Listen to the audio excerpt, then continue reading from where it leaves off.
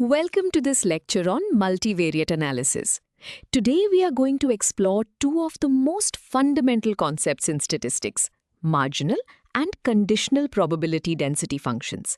Whether you are analyzing health records, predicting the weather, or building artificial intelligence models, understanding how to isolate and condition variables is absolutely essential.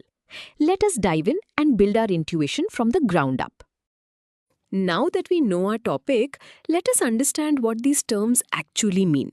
Imagine you are a doctor looking at thousands of patient records, specifically their height and weight. If you plot both together, you get a joint distribution, showing how they behave as a pair. But what if you only care about weight, completely ignoring height? That is your marginal PDF. It crushes the data down to one dimension. On the other hand, what if you want to know the expected weight only for people who are exactly 6 feet tall? That is your conditional PDF. You take a sharp knife and slice through the data at a fixed point. Let us look at this visually to make it concrete. The large three-dimensional mound you see in the center is the joint probability density function. It represents the total combined probability of both variables. Notice the flat shadows cast on the back walls? Those are the marginal distributions, representing the accumulated probability for just one variable when we ignore the other. Now, look at the bright red slice cutting directly through the mound. That is the conditional distribution. By freezing one variable at a specific point on the axis, we reveal the hidden two-dimensional distribution of the remaining variable. This visual intuition leads us directly to the mathematics. To find the marginal distribution of one variable, we must mathematically hide or sum up all the possibilities of the other variable. In calculus, when we deal with continuous variables, summing up means taking an integral. If we want the marginal distribution of a variable x, we must integrate the joint probability density function over all possible values of y. This process sweeps across the entire range of y, accumulating all the probabilities, much like sweeping all the dust in a room into a single pile. It leaves us with an equation that only contains x. Let us look at the exact mathematical formula for this operation. Conceptually, this formula is just a continuous summation. On the left, we have the marginal probability density function of x. On the right, we have the integral of the joint probability density function from negative infinity to positive infinity with respect to y. By integrating with respect to y, we are completely eliminating it from the equation. If the joint probability increases, the marginal probability will also increase. If we wanted the marginal distribution for y instead, we would simply reverse the process and integrate the joint function with respect to x. Now, suppose we do not want to ignore a variable, but rather we want to lock it in place. This brings us to the conditional probability density function. To find this, we take the joint probability of both variables happening together, and we divide it by the marginal probability of the condition we are locking in. Why do we divide? Because of a strict rule in statistics. All probability distributions must add up to exactly 1. When we take a slice of the joint distribution, its total area is less than 1. Dividing by the marginal probability scales that slice up so it becomes a valid probability distribution on its own. Here is the mathematical representation of that slicing process. The term on the left is read as the conditional probability density function of y, given that x equals a specific value. The numerator is our starting joint probability density function. The denominator is the marginal probability of our fixed condition. It is crucial to note that this formula only works if the denominator is strictly greater than 0. If the marginal probability of x is 0, it means that specific condition is physically impossible, and we cannot divide by 0 or condition on an impossible event. As the joint probability increases, the conditional probability increases, provided the marginal probability stays constant. Let us put these concepts into practice with a fully solved mathematical example. We are given a joint probability density function defined as a constant value of 2 for the region where x is between 0 and y is less than 1. Our first goal is to find the marginal distribution of x. We start by writing down our marginal formula, which tells us to integrate the joint function with respect to y. Notice carefully the limits of our integration. Even though the general formula says negative to positive infinity, our specific problem states that y is bounded between x and 1. Therefore, our lower limit becomes x and our upper limit becomes 1. Continuing with our calculation, we perform the basic calculus step of integrating a constant. The integral of 2 with respect to y is simply 2y.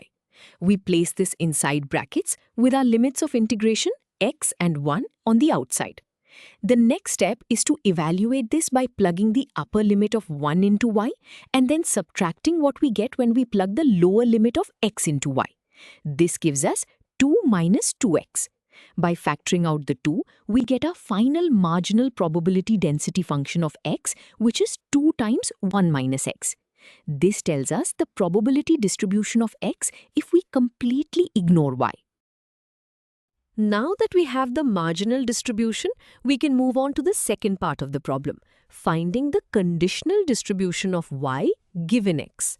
We will use the formula that divides the joint probability by the marginal probability we just found. We substitute our known functions into this fraction.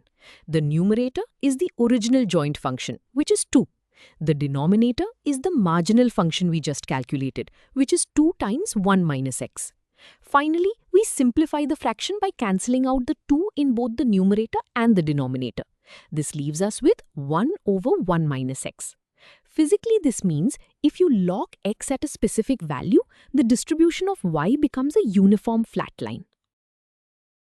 Let us shift our focus to a specific, very common type of joint distribution called the bivariate normal distribution.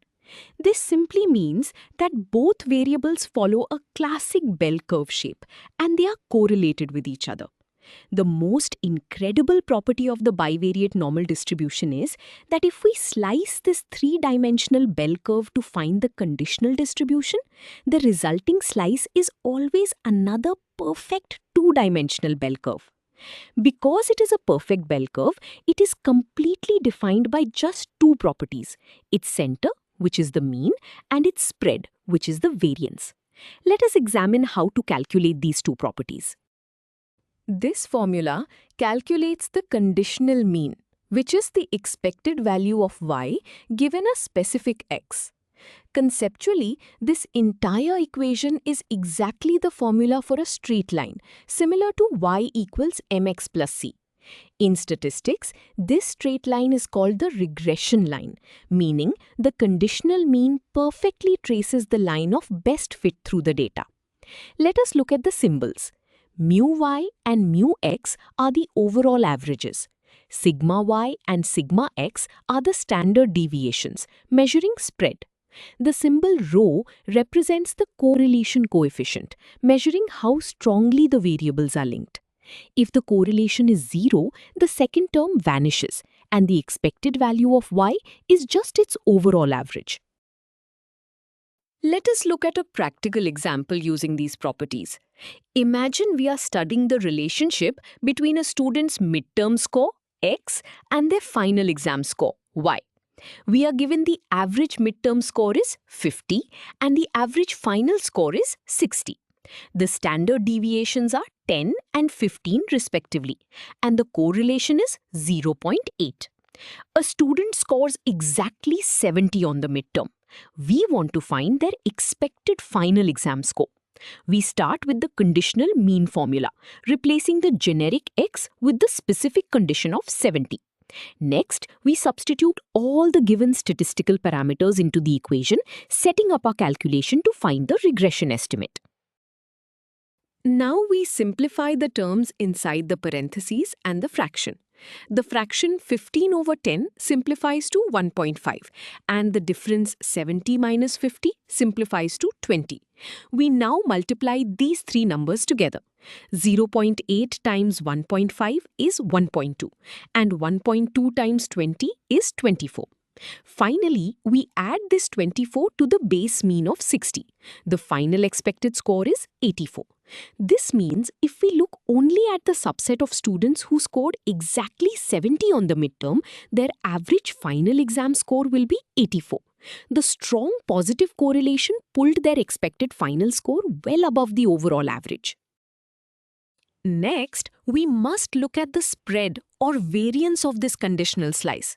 When we lock x to a specific value, the remaining uncertainty in y is called the conditional variance.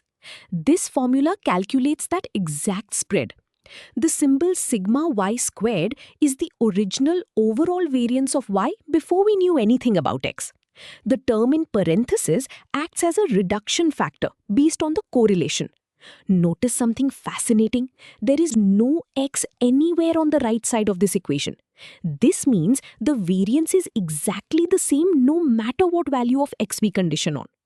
This property is called homogeneous variance. If correlation increases, the remaining variance decreases, meaning our predictions become more certain. Let us calculate the conditional variance to see how spread out these final scores will be around that average of 84. We use the homogeneous variance formula. Notice again that the specific score of 70 does not appear on the right side of the equation. The spread of the final scores is the same regardless of what the student scored on the midterm. We substitute our known values into the formula. We plug in 15 for the standard deviation of y and 0.8 for the correlation coefficient. This sets up our equation to find out how much the original variance is reduced by knowing the midterm score. Next, we perform the arithmetic. We square the numbers first. The square of 15 is 225 and the square of 0.8 is 0.64. Subtracting 0.64 from 1 leaves us with 0.36. This 0.36 represents the percentage of the original variance that remains after we account for the correlation.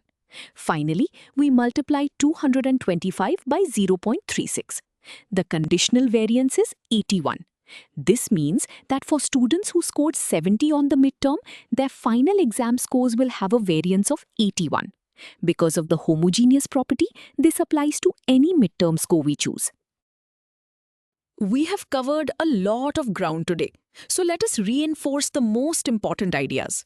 First, marginal probability density functions allow us to isolate a single variable by mathematically integrating out the noise of other variables. Second, conditional probability density functions allow us to lock a variable in place, revealing the hidden distribution of a specific cross-section.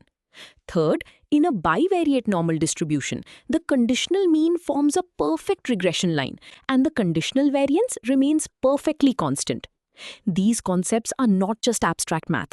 They are the absolute foundation of modern statistics, artificial intelligence, and machine learning.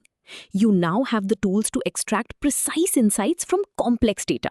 Excellent work today.